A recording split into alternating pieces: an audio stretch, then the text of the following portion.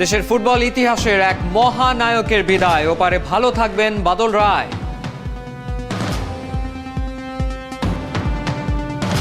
কাতারে 3 দিনের কোয়ারেন্টাইন শেষ, পুরোদমে মাঠের অনুশীলন শুরু করেছে বাংলাদেশ।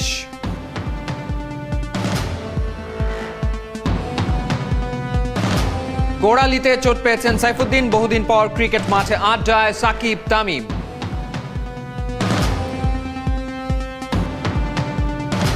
মাঠের লড়াইয়ের আগেই শুরু হয়েছে কথার উত্তাপ, ক্রিকেটারদের মাঝে ইতিবাচক মনোভাব।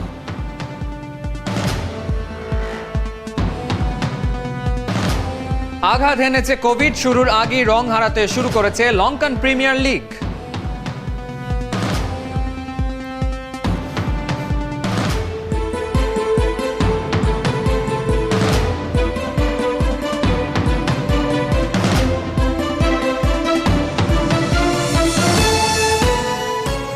গত ৭১-এর খেলা যোগে আপনাদের সাথে আছি আমি ফাহিম রহমান। ঝরে গেল দেশের ফুটবলের এক ধ্রুব তারা, একাধিক রোগের সঙ্গে লড়াই করে শেষ পর্যন্ত আর পেরে উঠলেন না সাবেক তারকা ফুটবলার বাদল রায়। মোহামেডানের সর্বকালের অন্যতম সেরা ফুটবলার, ৮০-র দশকে জাতীয় দলের কাণ্ডারি, জীবন থেকে ছুটি নিলেন ৬০ বছর বয়সে। বাফুফের সাবেক সহসভাপতি, জাতীয় পুরস্কারপ্রাপ্ত ফুটবলারকে খেলাযোগের পক্ষ থেকে শ্রদ্ধা জানাচ্ছেন ইহতেশাম সবুজ।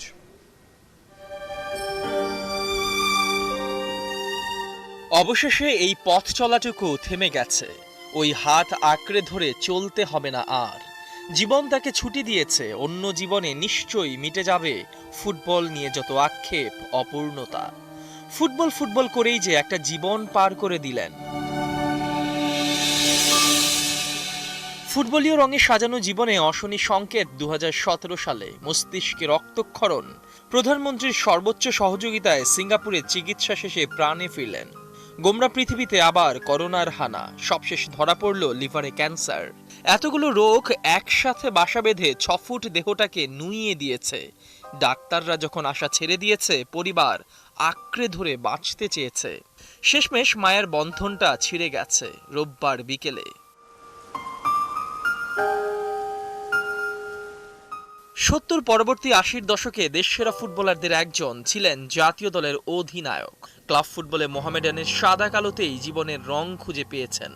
আবাহনী সহ নানা ক্লাব থেকে কারি কারি টাকার অফার ফিরিয়ে দিয়েছেন কেবল মোহামেডানের ভালোবাসায়। খেলোয়াড় পরবর্তী জীবনে কোচ কিংবা সংগঠক হিসেবেও ছিলেন আলোচনায়। টানা ৩ মেয়াদে বাফুফের সহ সভাপতির দায়িত্ব পালন শেষে নেমেছিলেন ফুটবল বাঁচানোর যুদ্ধে। আমি ফুটবলের সংকটে সবসময় ছিলাম, প্রবল সংকট কাটাইছি ফুটবলের। বাংলার জমিতে শীতের ভ্রমণ, চারদিক রিক্ত হয় ঠান্ডায়, মন হারিয়ে যায় ঘন কুয়াশায়। অঘ্রাণের এই দিনে তুমি হারিয়ে গেলে দূর, বহুদূর, কত দূর, হয়তো অনেক দূর। যেখানেই থাকো সাথে যেন থাকে একটা জার্সি কিংবা ফুটবল। ওপারে ভালো থাকবেন ফুটবলার, কোচ, সংগঠক, প্রিয় বাদল রায়। ইহতেশাম সবুজ, ৭১। দেশের ফুটবল ইতিহাসের এক মহানায়কের বিদায়, শোকে স্তব্ধ ক্রীড়াঙ্গনের মানুষ বলছে ওপারে ভালো থাকবেন বাদল রায়। একসময়ের সতীর্থদের তাকে খোঁজার চেষ্টা স্মৃতিচারণায়। পুরনো সেই দিনের কথা বলতে গিয়ে অনেকেরই কণ্ঠ জড়িয়ে গেল, চোখগুলো ঝাপসা হলো, মনটা যেন বেদনার মেঘে ছেয়ে গেল। চলুন শুনি তাদের কথাগুলো। দলের যে অবদান রেখে গেছে ফুটবলে বা ক্রীড়া সংগঠক হিসাবে, প্লেয়ার হিসাবে, এইটা হয়তো আমরা অনেকে রাখতে পারবো না। আমরা এমন এক বাদল রায়কে হারিয়েছি, এটা বাংলাদেশ ফুটবলার কোনোদিনই খুঁজে পাবে না। এটা একটা অধ্যায় ছিল। বাদল রায় একটা ইনস্টিটিউশন, বাদল রায় একটা ইনস্টিটিউশন ছিল। আমরা অনেক ক্ষতিগ্রস্ত হলাম, আসলে বাংলাদেশ ফুটবল ক্ষতিগ্রস্ত হলো ওনাকে হারিয়ে। কীভাবে শেষকৃত্যটা করতে হবে সেটা পরিবারের সাথে আলাপ আলোচনা করেই আমরা সিদ্ধান্ত দিব। আমরা রাতে হয়তো সব কিছু জানিয়ে দিব। শুধু এর মধ্যে একটা কথা বলেছে যে তুমি না আমার লাশটি বাংলাদেশ ফুটবল ফেডারেশনে নিবে না, এটা জোর গলায় বলেছে এবং তার পরিবারও একমত হয়েছে। মুক্তিযুদ্ধের চেতনার বিশ্বাসী একজন মানুষ ছিলেন এবং তার মৃত্যু আমি মনে করি আমাদের জন্য অপূরণীয় ক্ষতি। মানসিক যে প্রশান্তি, মানসিক যে মিলগুলো সেটা আমাদের ছিল এবং আমরা সমবয়সী। আজকে খুব কষ্ট হচ্ছে ভাবতে যে বাদল আমাদেরকে ছেড়ে চলে গেল। আপনারা প্লিজ আমার বাবার জন্য প্রার্থনা করবেন, বাবা যেখানে থাকে যেন ভালো থাকে।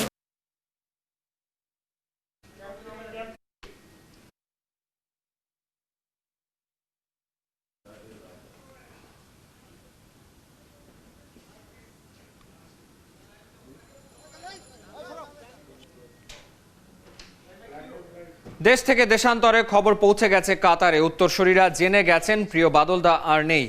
মন খারাপ করেই হয়তো বিশ্বকাপের বাছাই পর্বের ম্যাচটা ওদের খেলতে হবে। তবে নিশ্চয়ই কাতারের বিপক্ষে দারুণ কিছু করে ওরা শেষ শ্রদ্ধা জানাতে চাইবে বাদল রায়কে।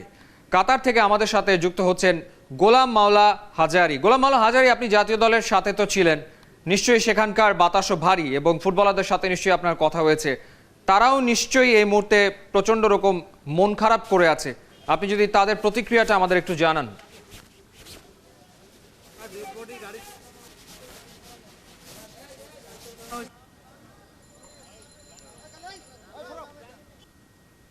গোলাম মাওলা হাজারি, নিশ্চয়ই আপনি আমাকে শুনতে পাচ্ছেন?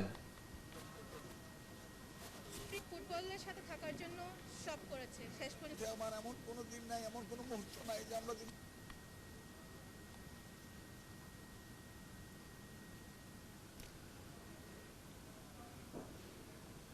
কাতার থেকে আমরা যুক্ত করে নিতে চাই গোলাম মাওলা হাজারিকে, যিনি জাতীয় দলের সাথে রয়েছেন, এবং আমরা তার কাছ থেকে জাতীয় দলের ফুটবলারদের প্রতিক্রিয়াটা জানার চেষ্টা করব। গোলাম মাওলা হাজারি, আপনি কি শুনতে পাচ্ছেন আমাকে?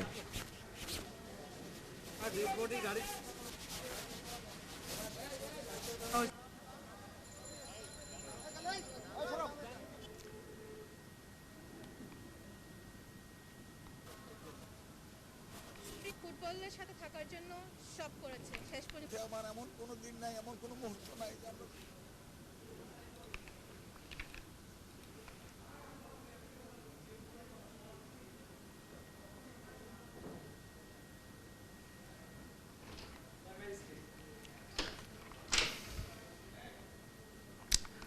আমরা আসলে সংযোগটা ঘটাতে ব্যর্থ হলাম।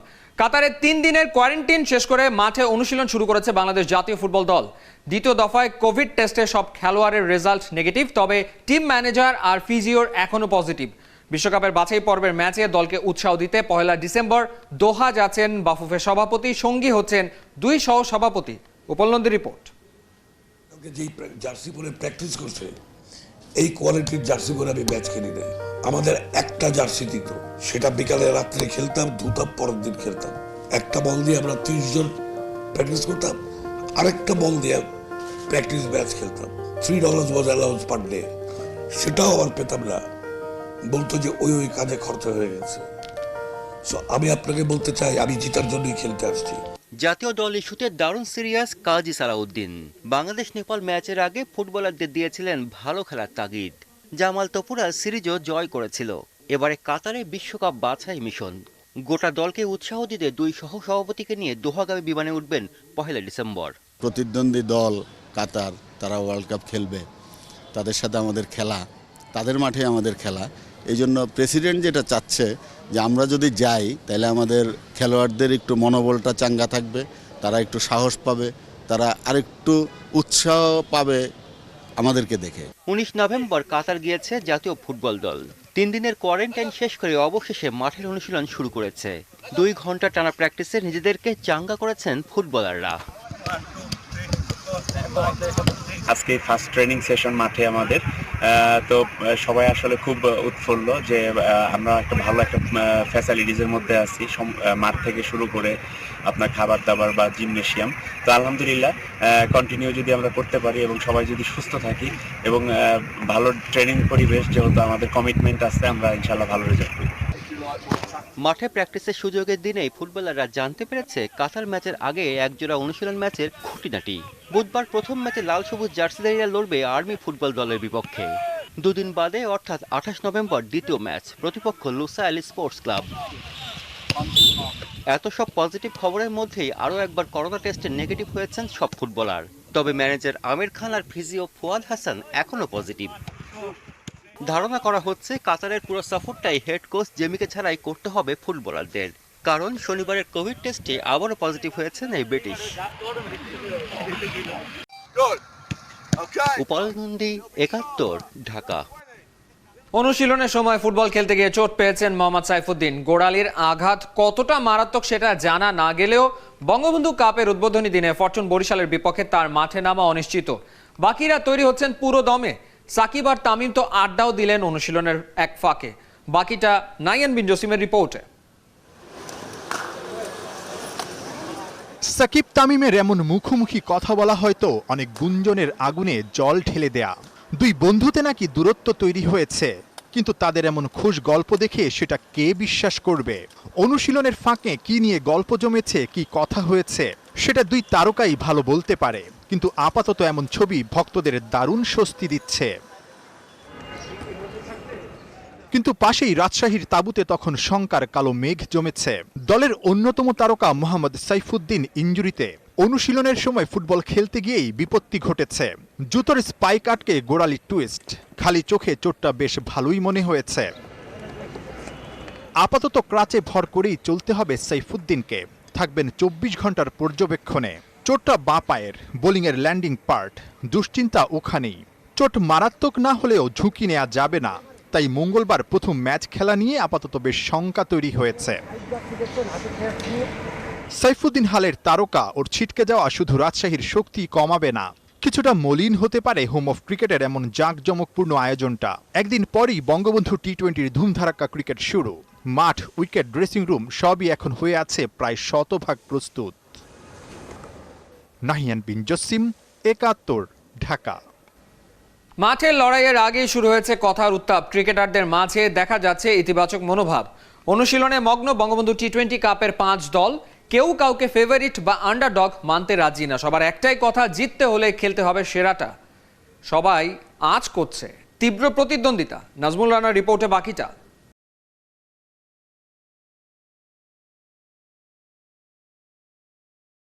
আলসে সকালের দিন আর নেই, শূন্যতার বিদায় ঘণ্টাও যেন বেজে গেছে ক্রিকেট পাড়ায়।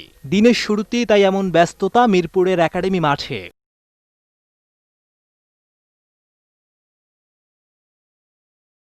জেমকন খুলনার মিনিস্টার রাজশাহীর খেলোয়াড়রা এসেছে সবার আগে। রুটিন মেনে আসে ফরচুন বরিশাল আর বেক্সিমকো ঢাকা। সবার শেষে ময়দানে পা পড়েছে মুস্তাফিজের চট্টগ্রামের। খেলোয়াড়ি জীবনের মানুষই মন অনেক সময় বাধা মানে না, তাই অনুশীলনের ফাঁকে এমন গল্পও চলে।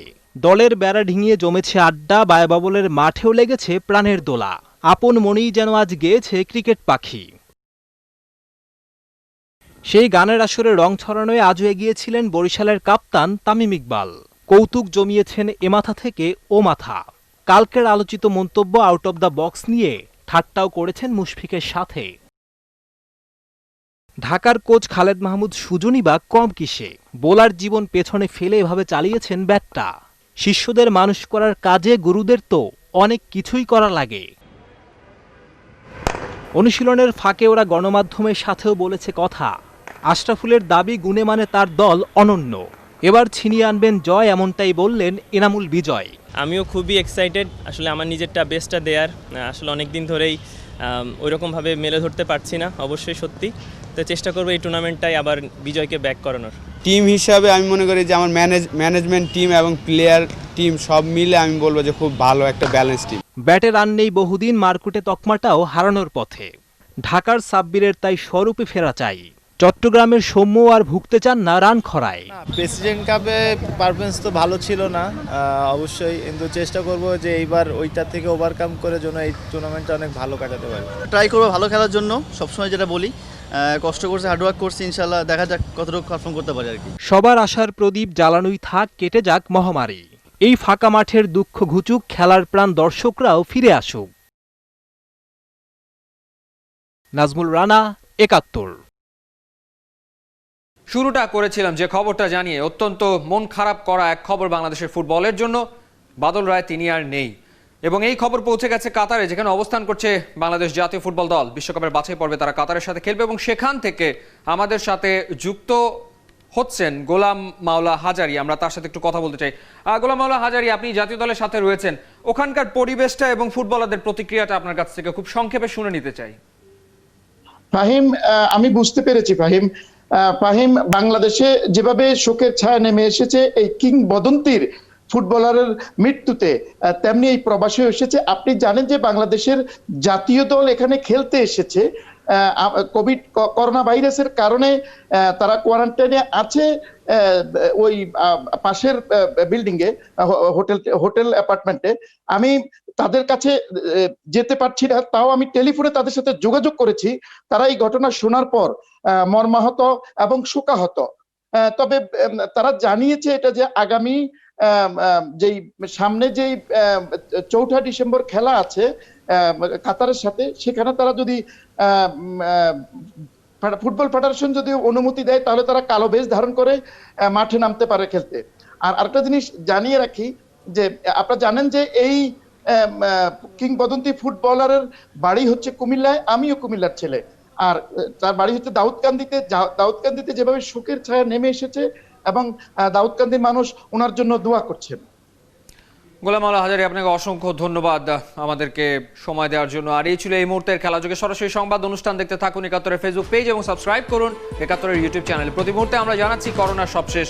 ভয় নয়, সচেতনতাই জয়।